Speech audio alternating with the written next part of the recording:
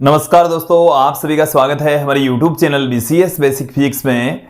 आज के इस वीडियो में हम कक्षा 12 जो NCERT की पाठ्य पुस्तक है उसके 13वें चैप्टर नाभिक का एक टॉपिक लेकर चल रहे हैं। आज का जो हमारा टॉपिक है वो है अल्फा क्षय, अल्फा डीके। इस वीडियो में हम अल्फा क्षय के बारे में संपूर्ण जानकारी लेने वाले हैं। देखिए, सबसे पहले तो मैं बात करता हूं रेडियो एक्टिव पदार्थ। वैसे रेडियो एक्टिव पदार्थ के बारे में हम बहुत कुछ बता चुके हैं। जो लास्ट वीडियोज हैं वो आप देखकर रेडियो एक्टिव पदार्थ को समझ सकते हैं कि ऐसे पदार्थ होते हैं। रेडियो एक्टिव पदार्थ किसे कहा जाता है कि ऐसे पदार्थ जिनके नाभिक से अति सूक्ष्म कणों का उत्सर्जन होता है।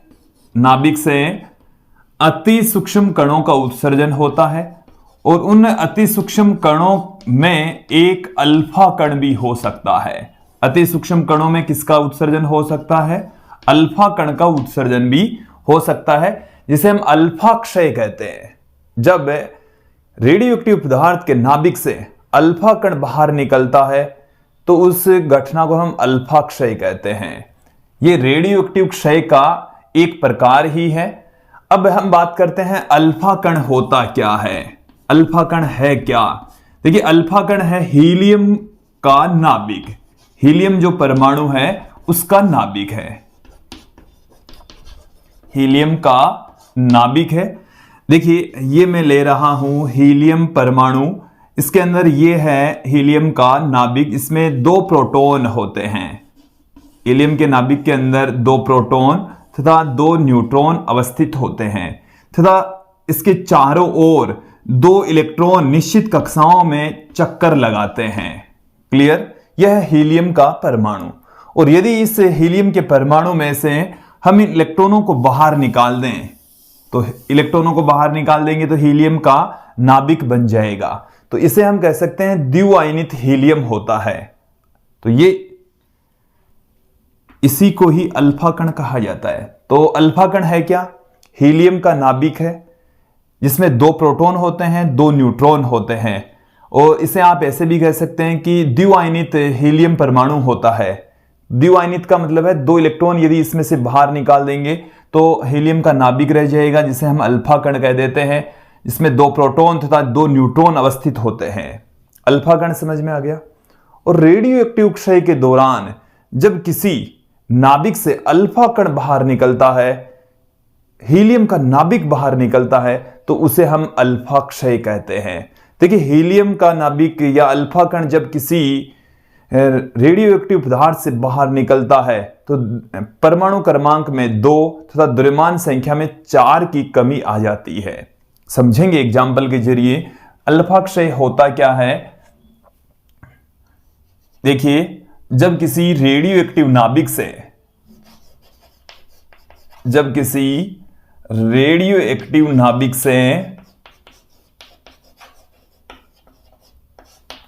रेडियो एक्टिव नाभिक से अल्फा कण का उत्सर्जन होता है।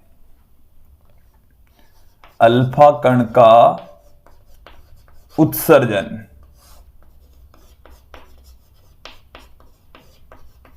होता है तो परमाणु क्रमांक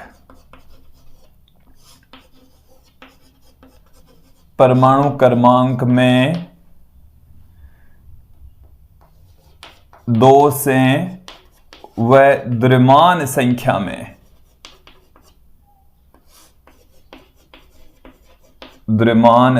में 4 से कमी आ जाती है।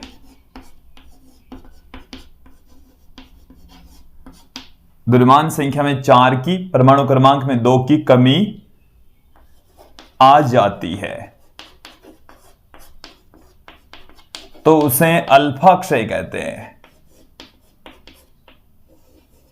अल्फा क्षय कहते हैं, अल्फा डीके कहा जाता है।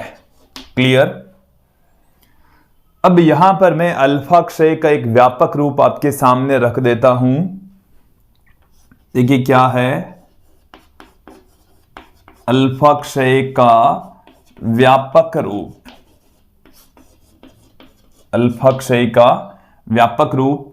देखिए जैसे हमारे पास में ये कोई रेडियो एक्टिव नाभिक है, इसका परमाणु क्रमांक Z, द्रव्यमान संख्या A, और जब इसमें से अल्फा कण का क्षय होता है तो अक्ष से ये नया नाभिक Y बना लेता है, जिसका परमाणु क्रमांक 2 से और द्रव्यमान संख्या 4 से कम हो जाता है। परमाणु क्रमांक Z-2 रह गया, द्रव्यमान संख्या A-4 रह जाएगी, और यहां पर अल्फा कण का उत्सर्जन होगा। ये जो 2He4 हमने दिखाया है जो कि हीलियम का नाभिक है, अल्फा कण है, साथ में यहां पर कुछ ऊर्जा का भी उत्सर्जन होगा। ये जो ऊर्जा है वो इन नाभिकों को, अल्फा कण को गतिज ऊर्जा प्रदान करती है। मैं यहां पर अल्फा क्षय के कुछ एग्जाम्पल आपके सामने रख रहा हूं। हमने लिया है यहां पर यूरेनियम का परमाणु, द्रव्यमान संख्या 238, और जब इसमें से अल्फा कण का क्षय होता है तो ये थोरियम में कन्वर्ट हो जाता है। परमाणु क्रमांक 90, द्रव्यमान संख्या में 4 की कमी आ जाएगी, 238 से 234 रह गई है। साथ में यहां पर ये निकला है अल्फा कण 2He4, और कुछ ऊर्जा का भी यहां पर उत्सर्जन होता है। मैं एक अन्य एग्जाम्पल आपके सामने और रख देता हूं। अब की बार मैं ले रहा हूं रेडियम, परमाणु क्रमांक है 88, द्रव्यमान संख्या 226, और जब इसमें से अल्फा कण का उत्सर्जन होता है तो ये रेडोन में कन्वर्ट हो जाता है। द्रव्यमान संख्या में 4 की कमी आ जाएगी, परमाणु क्रमांक में 2 की कमी आ जाएगी, यहां पर भी अल्फा कण का उत्सर्जन होता है।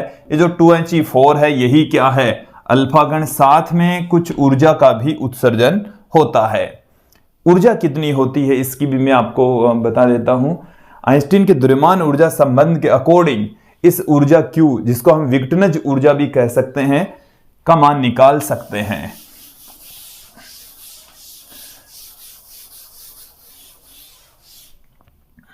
यहां पर आप देखेंगे कि अल्फा क्षय की घटना के दौरान जो उत्पाद हमें प्राप्त होते हैं उनके द्रव्यमान में कमी आ जाती है। देखिए समझिए कि जब यहां से अक्ष से वाई और अल्फा कण प्राप्त होता है तो इनके द्रव्यमान होता है कम, इसका द्रव्यमान होता है ज्यादा। तो द्रव्यमान में क्या आ गई है, कमी आ गई है। तो उत्पाद बनते समय द्रव्यमान में आ गई है यहां पर कमी, और जो द्रव्यमान में कमी आई है वो आइंस्टीन के द्रव्यमान ऊर्जा संबंध के अकॉर्डिंग ऊर्जा में कन्वर्ट हो जाती है। देखिए यहां से जो उत्सर्जित ऊर्जा है उसको हम लिख रहे हैं Q के इक्वल, जो कि आइंस्टीन के द्रव्यमान ऊर्जा संबंध के अकॉर्डिंग डेल्टा E के बराबर होती, जिसे हम डेल्टा M इंटू C² से भी पुट कर सकते हैं। ये जो डेल्टा M है वो है द्रव्यमान में कमी, द्रव्यमान क्षति इसे कह सकते हैं। तो देखिए हमें यहां पर उत्पाद Y और अल्फा मिले हैं, जबकि जो मूल नाभिक है वो अक्ष है। तो अक्ष का द्रव्यमान Y के द्रव्यमान और अल्फा के द्रव्यमान को इसमें से घटा देंगे तो ये द्रव्यमान में कमी आ जाएगी। एक बार देखो इसे, इनका दोनों का द्रव्यमान इसके द्रव्यमान से कम है, तो यहां पर द्रव्यमान किसका ज्यादा है, अक्ष का ज्यादा है। इनका जो द्रव्यमान है वो कम है, और दोनों के उत्पादों के द्रव्यमान और अभिकारकों के द्रव्यमान का जो अंतर है वो है द्रव्यमान क्षति। तो अक्ष के द्रव्यमान में से हमने किसका द्रव्यमान घटा दिया, वाई और अल्फा का। तो एम अक्ष का मतलब है जो अक्ष नाभिक है उसका द्रव्यमान, एम वाई का मतलब है जो उत्पाद नाभिक बना है वाई उसका द्रव्यमान, एम अल्फा का मतलब है अल्फा कण का द्रव्यमान। तो ये तो आ गई द्रव्यमान क्षति। इसको आप किससे गुणा कर दीजिए, C² से गुणा कर दीजिए, तो ये हमारे को मिल जाएगी अल्फा क्षय से उत्सर्जित ऊर्जा, अल्फा क्षय के दौरान उत्सर्जित ऊर्जा का सूत्र फॉर्मूला ये हमें प्राप्त हो चुका है। क्लियर, समझ में आ जाना चाहिए। अब हम थोड़ा सा और आगे बढ़ते हैं। वैसे हमारे जो एनसीईआरटी की पाठ्यपुस्तक है उसमें इतना ही है। मैं थोड़ा सा अल्फा कण के बारे में जानकारी और दे देता हूं। अल्फा कणों के गुण, यहां पर आप देखेंगे कि जो अल्फा कण होता है, अल्फा कण क्या है, हीलियम का नाभिक होता है, हीलियम का नाभिक होता है। क्लियर, ये तो मैंने समझा दिया है। अब देखिए अल्फा कण में क्या होता है, 2 प्रोटॉन, इसमें क्या होंगे, इसमें 2 प्रोटॉन होते हैं और 2 न्यूट्रॉन से मिलकर बनता है। 2 प्रोटॉन और 2 न्यूट्रॉन से मिलकर बनता है। इसमें कुल मिलाकर 4 न्यूक्लियॉन होते हैं। क्लियर? इसका आवेश कितना होता है? अल्फा कण का जो आवेश है वो भी देख लीजिए कि 2 प्रोटोनों जितना आवेश होता है। तो एक प्रोटॉन पर होता है 1.6 × 10⁻⁻19 कूलम। तो इसके ऊपर जो आवेश है वो 3.2 × 10⁻⁻19 कूलम होता है। देखिए अल्फा कण का जो द्रव्यमान है, अल्फा कण का द्रव्यमान कितना होता है वो भी समझ लीजिए। इसमें 2 प्रोटॉन और 2 न्यूट्रॉन होते हैं। प्रोटोनों और न्यूट्रॉनों का द्रव्यमान लगभग बराबर होता है। तत्पश्चात मैं यहां पर ऐसे पुट कर रहा हूं, इसका जो द्रव्यमान है वो प्रोटॉन के द्रव्यमान का लगभग 4 गुना होता है। प्रोटॉन के द्रव्यमान का कितना गुना हो गया? क्योंकि इसमें 2 तो न्यूट्रॉन होते हैं और 2 प्रोटॉन होते हैं। चले मैं ऐसे लिख देता हूं आपको समझाने के हिसाब से कि ये हमारे पास में 2 mass of proton plus 2 mass of neutron के बराबर होता है। इसे मैं लगभग किसके इक्वल पुट कर दूं? 4 मास ऑफ प्रोटॉन के इक्वल पुट कर सकता हूं। तो प्रोटॉन के द्रव्यमान का ये 4 गुना होता है। प्रोटॉन के द्रव्यमान का 4 गुना होता है। देखिए अल्फा कण को यदि हम विद्युत क्षेत्र में से गुजारे तो ये विक्षेपित हो जाता है। चुंबकीय क्षेत्र में से इसको यदि गुजार दें तो ये विक्षेपित हो जाता है। अल्फा कण चुंबकीय क्षेत्र और विद्युत क्षेत्र से विक्षेपित होता है। कैसे होता है? जब आवेशित कण चुंबकीय क्षेत्र में से गुजरता है तो उसका पथ वृत्ताकार या कुंडलीनुमा पथ हो सकता है। और विद्युत क्षेत्र में से जब गुजारेंगे, जैसे ये हमारे पास में 2 प्लेटें हैं, एक प्लेट धनावेशित प्लेट है, दूसरी प्लेट ऋणावेशित प्लेट है। ये यहां से अल्फा कण आ रहा है तो वो तो धनावेशित होता है, तो इस धनावेश से वो प्रतिकर्षित होगा, इस ऋणावेश से वो आकर्षित होगा। इस तरीके से इस प्लेट की ओर मुड़ जाएगा। तो अल्फा कण इस तरीके से धनावेशित प्लेट से प्रतिकर्षित और ऋणावेशित प्लेट से आकर्षित होकर अपने पथ से विचलित हो जाते हैं। विद्युत क्षेत्र और चुंबकीय क्षेत्र से विचलित हो जाते हैं। फिर देखिए अगला जो गुण है कि ये एक आवेशित कण होता है, इसलिए ये गैसों का आयनीकरण करते हैं। गैसों का आयनीकरण, इनके द्वारा क्या होता है? गैसों का आयनीकरण होता है। इसको ये आयनित कर देते हैं। अब यहां पर आप देखेंगे कि इसकी जो आयनन क्षमता है वो सर्वाधिक होती है। अल्फा, बीटा और गामा कणों में से अल्फा कणों की जो आयनन क्षमता है वो सर्वाधिक होती है।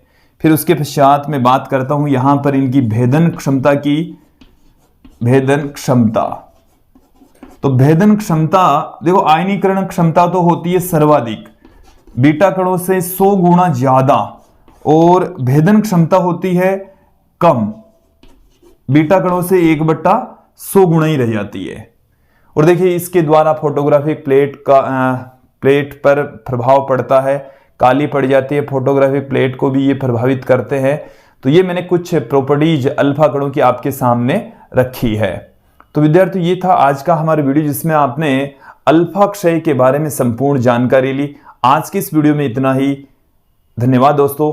अगले वीडियो में हम फिर मिलेंगे जिसमें हम बीटा क्षय के बारे में संपूर्ण जानकारी लेने वाले हैं। आज के लिए इतना ही। धन्यवाद दोस्तों।